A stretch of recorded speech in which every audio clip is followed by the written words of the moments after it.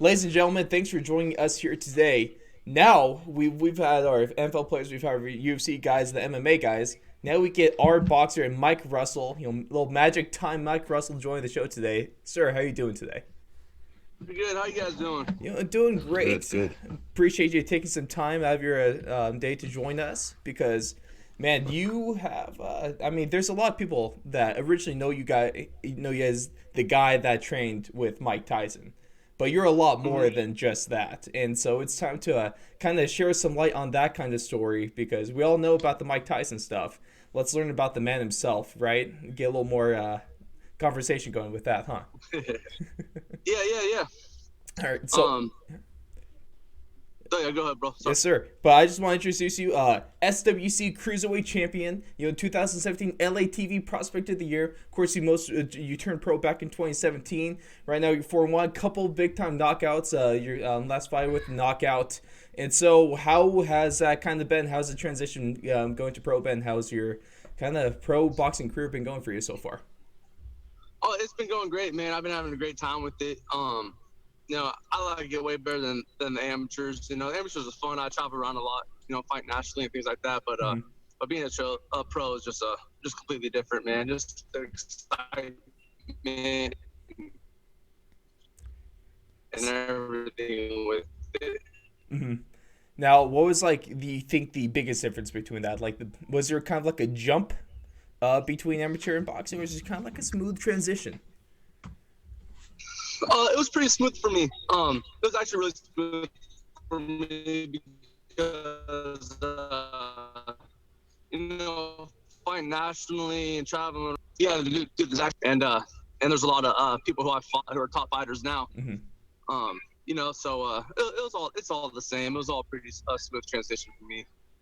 All right, that's what I'm talking about then. But first off, what I really wanted to ask you about is that all out of all the people that we've been able to talk to, a lot of them have really different kind of experiences of their first time getting into their sport. So I want to ask you, what got you into boxing? Like, what was your first experience with that, and what has kept you hooked through the years? When I was like 8 years old, I had a buddy that was boxing. And one day I told my dad, I was like, hey, I want to start boxing. I had a buddy, his name was Tim. And I want to start boxing with Tim. He's like, are you sure you want to start boxing? You're going to get hit. I was like, yeah, I want to box. He's like, well, let's go down there first and check it out and see if you really want to do it. So I went down there, and I lucky that day that it was a sparring day inside the gym. And I watched all the kids spar, and was just watching it right then and there. I just fell in love, man. I told him, this is what I want to do. I want to do this. So I started when I was 8 years old, and I just never stopped. 20 years later. 20 years later, was it? What do you think's really kind of been the thing that has kept you hooked, though? Do you just like the competition? Do you like the violence that comes with it? No, I like that you never stop learning. You know what I mean? I've been doing this for 20 years, and every single time I get in the gym and I start training with my dad, I'm always learning something new. You know what I mean? You can never be good enough in boxing. There's always something to learn. And that's what I really like about it. And it's just you in there. It's up to you to get in there and get the win. It's up to you to get up every morning at 4 o'clock in the morning and go run. It's up to you to go to the gym every day. So I like that. I just like all the excitement about it. Love that thought concept. Yeah, and when One you look at second, a lot of guys. different. My phone's Yeah, up. you're all good. So for some reason. It's all good. 1 second. All right, now I can hear you guys better now. All right. All right. A lot of sports, it's always like a balancing act because even if you're going to be full invested in your sport, you still have your family and stuff like that. So like, how have you been able to balance your boxing and then your family and your friends and stuff like that over the years? It's hard. There's a lot of things I couldn't go and do because I had to train. There's times where I couldn't go on family vacations because I had to be in the gym. I had to work out. I had a fight coming up. Even now, I go at least 4 days a week without seeing my daughter because I train in a completely different town where I live. So I'm usually I'm gone 3 to 4 days a week training. So you know what I mean. So that's it's hard at times, but I'm doing what I got to do to become a world champion. Yes, sir. And then have you kind of going off that? Have you missed some events? I know there's a lot of athletes that like miss kind of big milestones in other people's lives and stuff like that. But have you experienced that? And has I'm sure you don't regret it though, right? Like most guys. What, wait, what's that? Have you kind of like missed these almost big events just due to boxing commitments and stuff like that? Personal lives and other adventures, or were you just not traded for anything else? Um, yeah, yeah. I mean, there's a lot of things that I miss. You know Mm-hmm. what I mean? Um, it's just part of it. It's part of the dedication with that, and I mean, I love that. So I know which you're more than just this guy, but I still want to kind of touch over because it was kind of a big moment in your career for to be able to train with. Of course, everyone knows who the hell Mike Tyson is. He's only one of the strongest strikers alive, one of the best boxers alive, and so. Can you kind of take us into your camp? How did you get pulled into that, into his training camp, and what was that experience like for you? I got a call saying that Mike needed some sparring and to get down to LA right away. So I went down to LA and I know that their first couple of days was Mike's first time sparring in 15 years. 15, 20. I think 15 years. I think it was, and the sparring didn't go so great. So a lot of people got sent home that day. And then they're really picky on who they wanted into the camp. Mm-hmm. And I flew from Northern California to Southern California because that's where the camp was. And I was already in Southern California. I was sitting in my hotel room. I was like, hey, am I going today? Am I not going? And then his head coach Billy, he wanted some film of me before I had headed down. So I sent him a couple of my fights, and I sent him my one fight, my 6 rounder that they said I lost in, which is very controversial. But anyway, besides the point, so I sent him all the fights, but for some reason, the only fight that he got was my pro debut when I knocked the dude out in 30 seconds. So right away, he's like, I don't want this guy. I don't want this guy because he didn't know I could box. Mm-hmm. And then we ended up talking to him a little bit more. And then he's like, you know what, just come down. So I came down and I got in the ring with them. And ever since then, they loved me. And then I stayed down there and I became his number one sparring partner. That's awesome. And so, what was that whole experience like? What has it done for your kind of fight career and kind of for at least your kind of competition skill level? Has that little iron sharpens iron? How has that been for kind of you personally and in your boxing kind of skills? Oh, it switched a lot of things with my career. Now it's my dad and Tyson's head coach, Billy White. He's going to start helping my dad work my corner for my fights now on. So, that's how close I got to them. When I first went down there, I was staying inside a hotel room and his Billy, Tyson's head coach, was like, you know what? I got an extra room in my apartment I have down here because he's from Florida, but he's living in that camp. And he's like, hey, I have an extra bedroom. Why don't you move in with me? So I have all his sparring partners. I was the one that was living with the head coach Billy, and it was just a great experience, Mike, he's tough as nails. He still has it like he's 20 years old again. He hits hard, he's fast, he's still got good head movement. The guy, he's just an animal all the way around. So it was good to be able to watch someone who was at that caliber back in his day train. And the way he goes about things, So it was a great learning experience. That's super cool. Like a really big opportunity that like you're alluding to, very very select few of people that actually had the chance to do that. So that was a really cool part of your career, and I'm sure that's going to really help you down the line, huh? Oh yeah, most definitely. Even later in my career, it doesn't matter who I go spar or who I go train with. Mike Tyson will be the number one guy out of all the highlights on my whole career.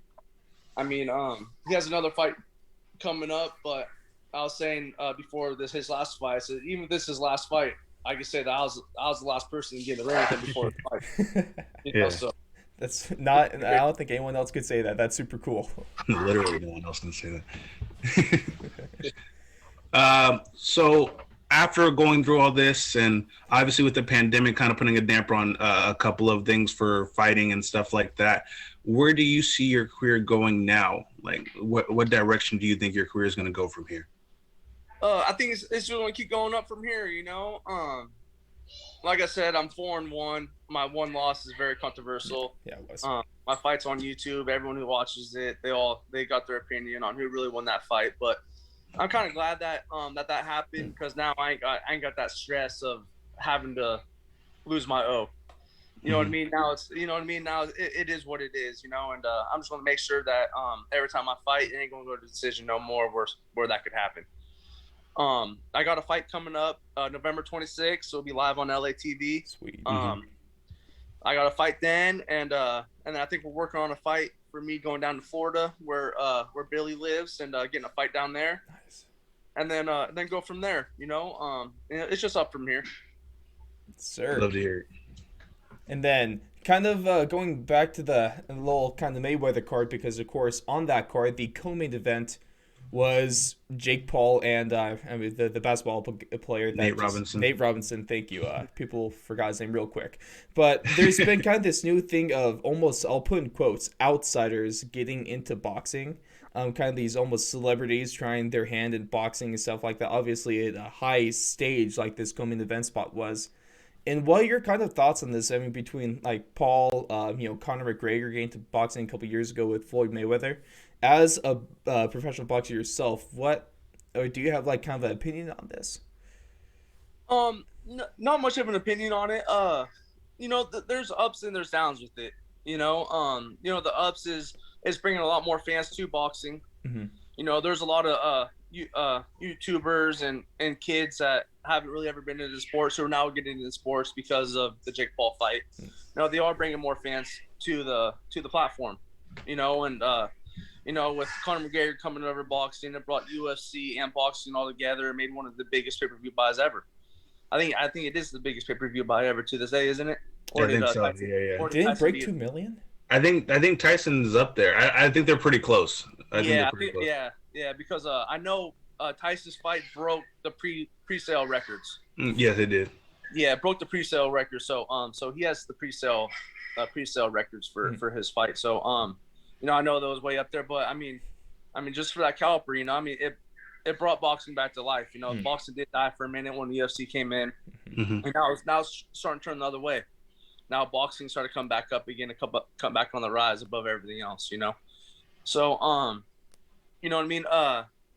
Like I said, there's pluses with that, but then there's minuses, like Jake Paul.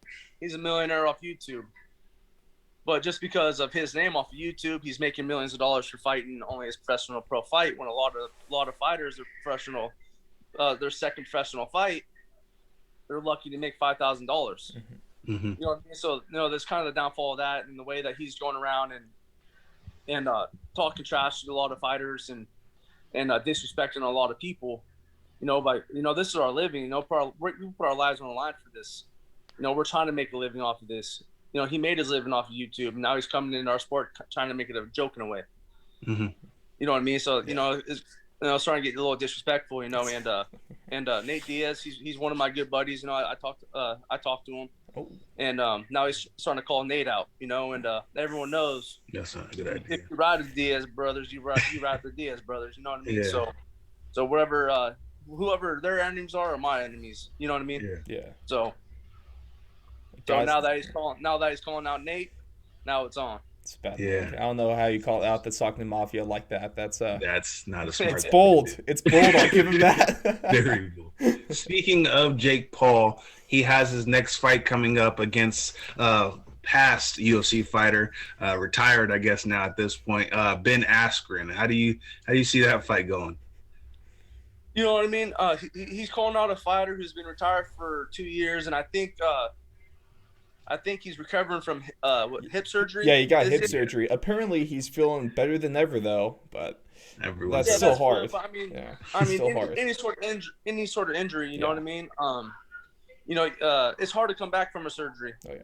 Mm-hmm. Everyone who I know who's had surgeries on anything, it still bothers them to the day. Especially when you got to start training and put your body the way that you put it through. Mm-hmm. It's already a hard enough time for you to put your body through something when you're completely healthy than when you're recovering from an injury. Yeah. So, he's calling out somebody who hasn't fought in 2 years. Why, you know what I mean? Then he wants to call out Nate after that. Why don't you just fight Nate now? Because If he you're blew. that Have you seen any of the videos going around about Ben Askren striking at all? No, I haven't. No, Yeah, yeah, it's something. I don't pay attention too much to the UFC. Understandable. You know, just the people who I know in the UFC. You know, I support them and I'll watch. But other than that, I don't watch UFC too much. That's fair. And it's just a really weird situation going on, but especially with that whole Mayweather Paul fight falling through, or at least being postponed because there wasn't enough interest, is apparently what it was. That's kind of a weird headline, right? Not enough interest in Mayweather and Paul, especially Mayweather. Yeah, I don't know about that. I feel like it'd be more of the weight factor than anything else. You know. I mean, Mayweather walks around at what, maybe 150? Maybe. Logan Paul walks around at probably what, around 220? Probably. Yeah. You know what I mean? So I feel like it's more of a weight factor than anything else. Well, that's just my opinion. I don't know. I don't talk to either of them, so I can't tell you. But that's just my opinion. That's fair. And then one thing we like to do, Mike, with everyone that we have on, we like to go through at least it's easier with fighters because a little alliteration sounds a little better, but fighter favorites. So I got 5 things for you, 5 categories, just off the top of your head, your favorite thing from this category, okay? All right. Start off, food, because I'm sure weight cut sucks, so maybe you got the favorite thing you go to after a fight? A burger for sure.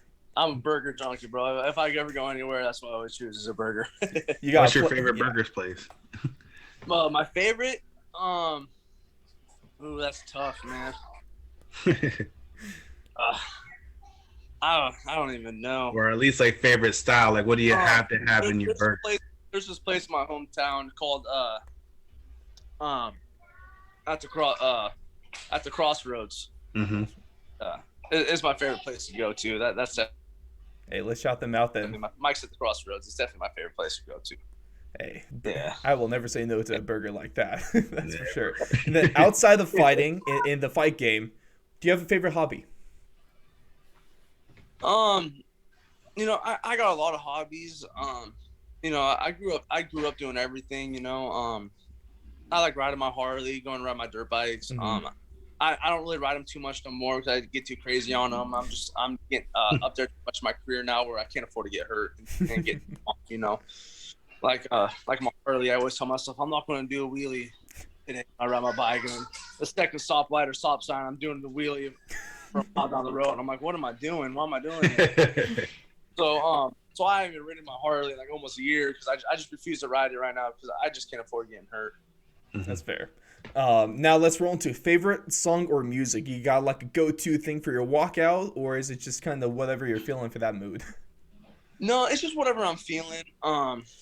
You know, like you know, as soon as I get a big TV fight, you know, say if I get on the undercard pay-per-view fight or anything like that, I'm gonna get some custom music made where I'm mixing a bunch of music together, and I'm definitely gonna do one where I'm repping the Bay. That's where I'm from there. So I gotta rep the Bay Area. Yes, sir. Now, favorite TV show or movie, and is it Rocky? You know, the Rockies are up there. I've always enjoyed the Rockies, watching them since I was a kid. I like the Rockies. I like the Creed. I like the movie on Mickey Ward. You know, I love all the fight movies, action-packed movies. My favorite TV show or movie. You know, I gotta say I like the Purges. I like the Purges. Nice. I like those. I like that excitement in them where you don't know what's about to happen next. You know. Now, with that, have you like ever envisioned yourself in that situation? What you do? You throw on the boxing gloves or maybe a little brass knucks or something, get going. Oh, I don't even know. I could probably talk all big about that, but I'll probably be hiding in a trash can or something. I think that's half of us, so it's all good. I'm not leaving the house, man.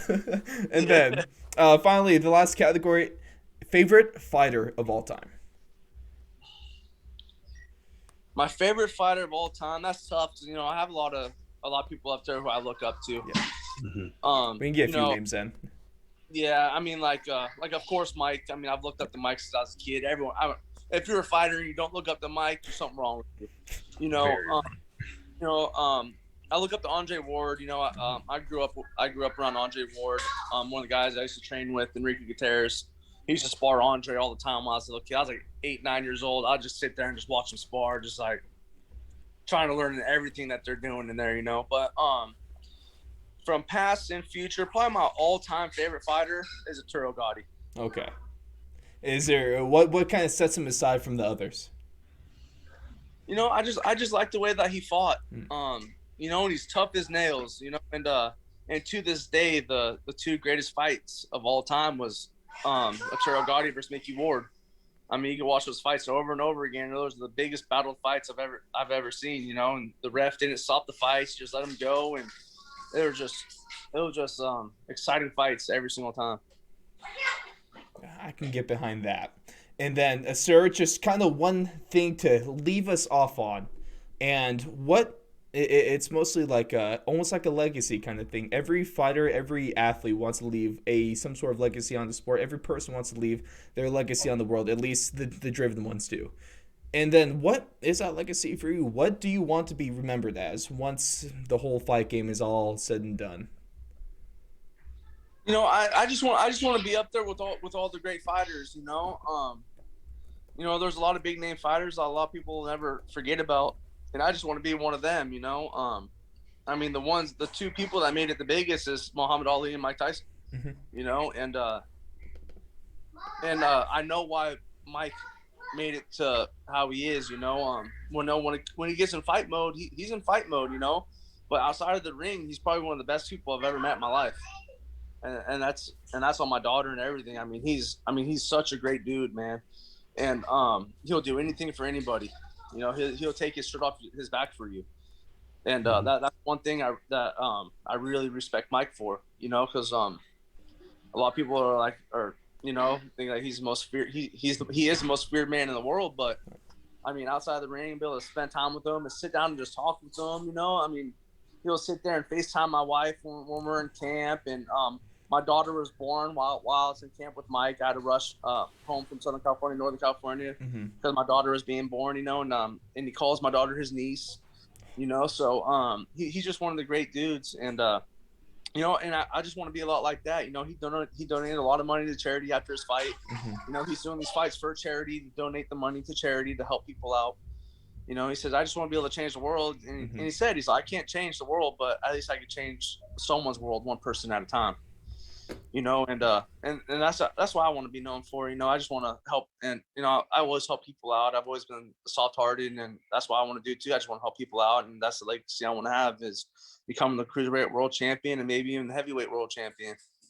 You know, and just, you know, just donate back and help my community and just help everybody I can. For sure. And one last thing that I have to ask you is, what would you say to the new kind of kids kind of getting into boxing and wanting to learn fighting, or whether it's for a career or just to defend themselves? What advice would you give to those people coming up, learning boxing how it is now? You know, I have a lot of kids coming in the gym, and you know, they come in and they never boxed before. They're all, I want to be a world champion. I want to compete. You know, and then there's a lot of kids that come in, and after their second day of training, you don't see them again, because it is a hard sport. You know, the sport ain't for everybody, you know, so you need to be mentally prepared. And even though how hard it gets, you still need to show up the next day. That's my biggest thing right there. You have to show up the next day. You have to prove to yourself that you can do it, you know, because it's all in your heart and your mind and your soul. You know, it's up to you. You know what I mean? When I was a kid, when I was 8 years old, like that guy I talked to you about, Enrique, used to spar Andre all the time. When I was a kid, he was older than me, but he used to whoop this shit out of me. I'd be getting out of the ring, 10, 11 years old. I'd be crying. You know, but the next day I show up to the gym and I'd be telling my dad, I don't want to spar him. But my dad's like, you're getting in the ring with him. And that's why I am where I am today, is because, you know, my dad pushed me and I was able to get that mental block, but screw it, I want to get in. You know what I mean? So my biggest thing is just show up every day, believe in yourself, you know, take it very seriously, and whatever you put your mind to, you'll succeed in, either in boxing and football, in a company, in school, whatever you put your mind to, you'll succeed in. But you just have to mentally be ready. And those are words to live by Magic Time Mike Russell. Mike, it was a great to be able to speak to you with this. Some really cool insight that you gave us, and I really just want to wish the best of your luck. The best of luck to you. Looking forward to November once we get that next fight for you and get another win, make that number 5, then move on to that Florida fight over with Billy. And we really just can't wait to see your next fight. Okay. Hey, thank you guys so much. Thank you for everything and giving me a call today, man. Appreciate it. Yes, sir. Have a great rest of your day, okay? And we're recording this. Yes, sir. Have a good one. All right, guys.